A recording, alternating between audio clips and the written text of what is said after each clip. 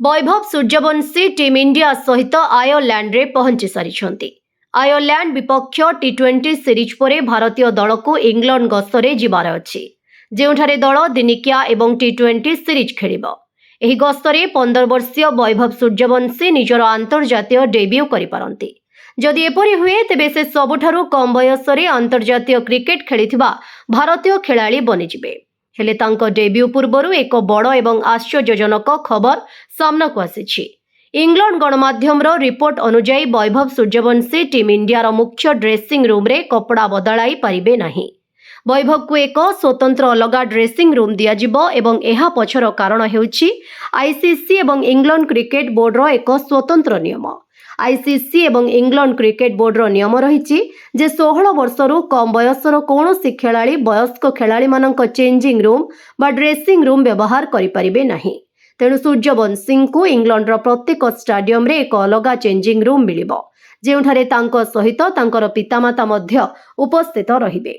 वैभव सूर्यवंशी को team India मुख्य dressing room को जिबा पई अनुमति केवल मैच चलिथिबा समय रे एवं टीम मीटिंग समय रे ही मिलिबो। सूचना योग्य इंग्लैंड क्रीड़ा जगत रे एही नियम को अति कड़ाकड़ी भावे पालन करा जाए। फुटबॉल क्लब आर्सेनाल खेलाड़ी मैक्स डोम्यान को मध्य गत सीजन पर्यंत अलगा चेंजिंग रूम दिया जाउथला। जेतेबेले से 2025 डिसेम्बर 16 वर्षर हेले सेतेबेले तांकु बाकी साथी खेलाड़ींक सह ड्रेसिंग रूम व्यवहार करने अनुमति मिलिथिला। वैभव सूर्यवंशी क्षेत्र में मध्य समान नियम लागू हेबो बोली ईसीबी जड़े अधिकारी स्पष्ट करिसेंती। दि गार्डियन सह कथबार्ता बेले ईसीबी पक्षरु कहा जायछि जे इंग्लैंड रे एही नियम बाध्यतामूलक। संपूर्ण गस्त समय रे वैभव को तांको परिवार सह ही रहिबाकू पड़िबो एवं सेमाने एकाठी गोटिए होटेल बा गोटिए रूम रे रहि पारंती।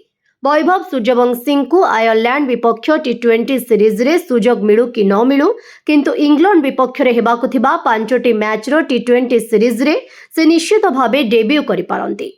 से भारतीय दल रे सामिल हेबा परठारु इंग्लैंड क्रिकेट महल रे तांकु नेई जोरदार चर्चा चलीछि। इंग्लैंड रो अनेक क्रिकेटर मध्य वैभव सूर्यवंशींकर एही असाधारण प्रतिभा को निज आखिरे मैदान रे देखिबा पई बेस उत्साहित अछंती। ब्यूरो रिपोर्ट, विकल्प समाचार। आम चैनल को लाइक, शेयर एवं सब्सक्राइब करंतु।